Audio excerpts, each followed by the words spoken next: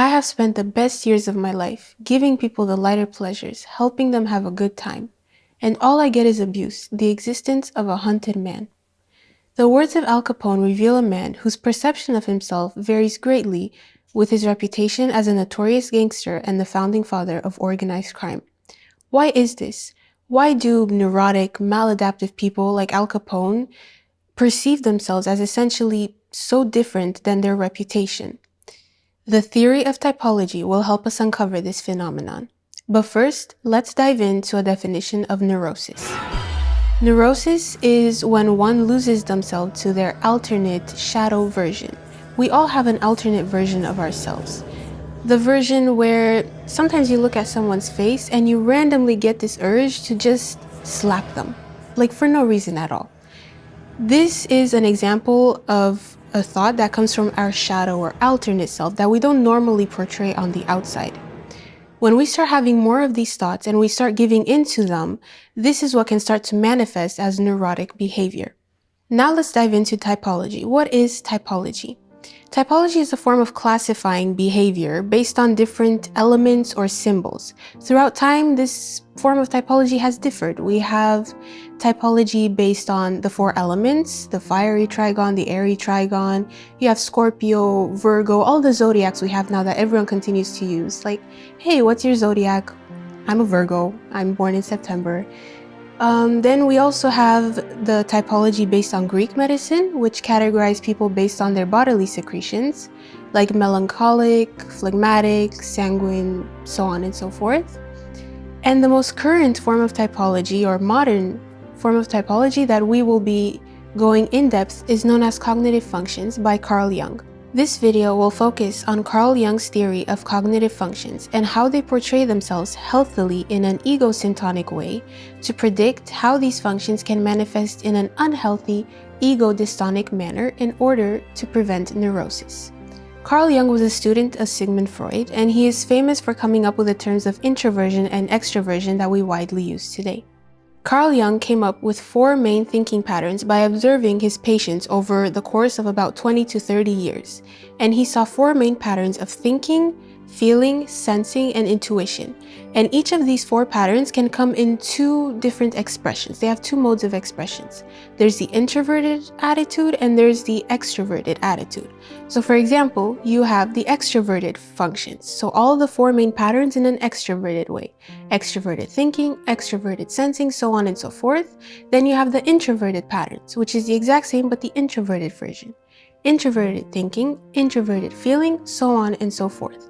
A key distinction between the extroverted versus the introverted functions is that someone who has a leading or primary extroverted function is more likely to be engaged in their surroundings. They respond more directly and quickly to their environment, while someone who has a leading introverted function is more likely to have almost like a mental filter. For example, when you talk to them, you see them more often thinking through what you say and responding a bit later, as if they first have to think, because they're an introverted function. They have to consider what you say and then find a way to express that externally.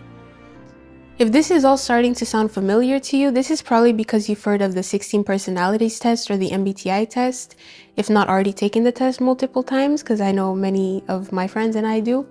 And every year your personality can change. This is because the 16 personalities test is a more simplified version of Carl Jung's cognitive functions, and it takes into account a present perception of yourself because it's a self-reported survey basically.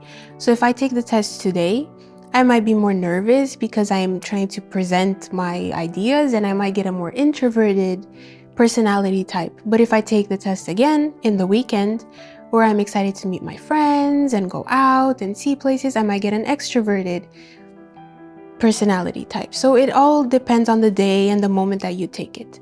However, Carl Jung's cognitive functions take into account your developing personality type over the years, over the course of a lifetime. How do they do this? This is where cognitive stacking comes in, or order of the functions. When I say stacking, I mean the order of the functions. All the personality types have different manifestations of neurosis depending on this stacking or order of the functions. Our first 4 functions are our healthy ego-syntonic functions, while our last 4 are part of our shadow self or ego-dystonic functions. So our ego-syntonic healthy functions portray themselves in a healthy manner, in a natural manner, because they come naturally to you.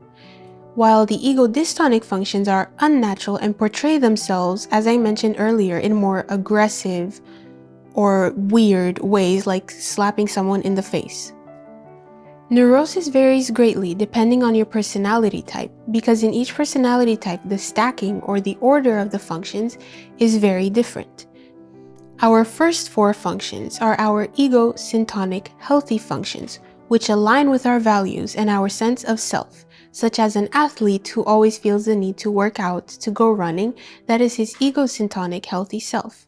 Now, our last final four functions are our ego-dystonic unnatural functions, and these portray themselves in unhealthy ways. So for example, an athlete who suddenly loses interest in working out and starts becoming lazy and feels the urge to overeat, and the more he gives into this urge to overeat, that means his ego-dystonic unhealthy functions are slowly taking over his personality type. Now, when the ego-dystonic functions begin to overtake our natural personality type, this again is what Carl Jung says defines neurosis, when we give in to our unhealthy, unnatural urges. To better understand how neurosis varies depending on the order of your cognitive functions, we will go more in depth into two case studies, first beginning with Sigmund Freud. Instead of going through all his 8 functions, I will focus only on 2. The first function of his ego-syntonic self and the first function of his ego-dystonic self, to simplify things a little bit. Freud's ego-syntonic self is marked by his introverted feeling, or FI, as his first primary function. Introverted feeling in a healthy manner usually manifests itself in being very sensitive towards others and sensitive towards feelings in general, and having very unique likes and dislikes. In Sigmund Freud, introverted feeling manifested itself in him being very sensitive to his patients, very caring as he listened to them for a long period of time in order to psychoanalyze them and eventually come up with his theory of psychoanalysis. He also manifested introverted feeling in his unique love for precious stones like jade and malachite.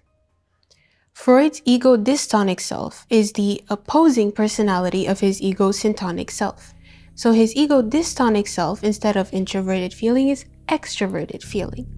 Now, extroverted feeling usually portrays itself in a healthy way as someone who is very sociable and always cares about having harmony in a group and is like a peacemaker of the group. But in Freud, because it's ego-dystonic and unhealthy, it manifested itself in paranoid and aggressive ways, such as him being paranoid about his relationship with his wife and accusing her of cheating on him, as well as him being paranoid about his teammates that he worked with on a daily basis and accusing them of being unloyal and unfaithful to him without any basis whatsoever. Now, this eventually escalated to the point where he became so aggressive that he started pushing people away from his life, and this is where you can slowly see his ego-dystonic personality take over, and that's what we define as a neurotic person. Now we will go into our second case study on Al Capone.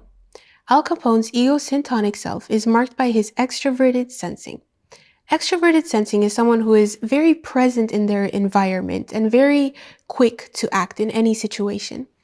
In Al Capone, this manifested itself in him being very aware of his environment. For example, when he was young, his neighbors reported that they had a group of Irish people that had a tendency to be aggressive towards people in the community, and they accused them of stealing things. And one day, these Irish people targeted Al Capone's mother. When Al Capone heard of this, that they stole from his mother, he immediately acted in the moment, formed a gang when he was only 14 years old, and took revenge for his mom on the Irish people and made sure they never bothered anyone in the community ever again. This shows extroverted feeling because he was, again, quick to act, quick to assess his environment, and immediately address the issue at hand. Al Capone's ego-dystonic self, the opposite of his extroverted sensing, is introverted sensing. Introverted sensing in a healthy way is usually someone who is very meticulous in their work and cares about habits and routines, and they're very attentive to details. For Al Capone, this manifested itself in him starting to be very paranoid and aggressive about little details instead of taking responsibility for them. So for example, when he was in about 6th grade, he started taking a liking to social life and started skipping out more on school. This in turn affected his grades and he started getting worse grades, and instead of taking responsibility for his actions, he lashed out for this little detail of his grades, and he lashed out at his teacher and smacked her in the face and then dropped out of school. He remains imprinted in America's history as one of the most notorious gangsters of all time, yet very contradictory. He was the perpetrator of many frauds and cold-blooded murders, yet his family members and many people close to him recall that he was very present at home and he was always at family gatherings, singing, telling stories about fishing, and very present overall in his family's life, very caring for all of his family members. Al Capone's ability to hold a reputation for good deeds, yet also be known throughout the course of history as a notorious gangster, shows the typical neurotic discrepancy where the ego-dystonic type starts to overshadow one's true type, which still exists, but is constantly subjugated to that ego-dystonic, in Al Capone's case, introverted sensing type, that gets him hung up on details and continues to get him to act in aggressive ways, which is what remains imprinted in history overall as Al Capone's neurotic character. Neurosis varies vastly by the individual, and it is very important to understand such distinctions as in Freud and Al Capone to avoid generalizing maladaptive behavior in people that may actually be healthy individuals. For example, in Al Capone, neurosis manifested itself in him being overly concerned with details and not being able to act rationally anymore. In Freud, neurosis manifested itself in him being paranoid and aggressive about his relationships, and this drove the people closest to him away. In looking at Carl Jung's typology system, we can trace cognitive functions over a longer period of time and identify in each individual what is healthy and ego-dystonic in order to predict what ego-dystonic behavior would look like and prevent it before it escalates and develops into neurosis.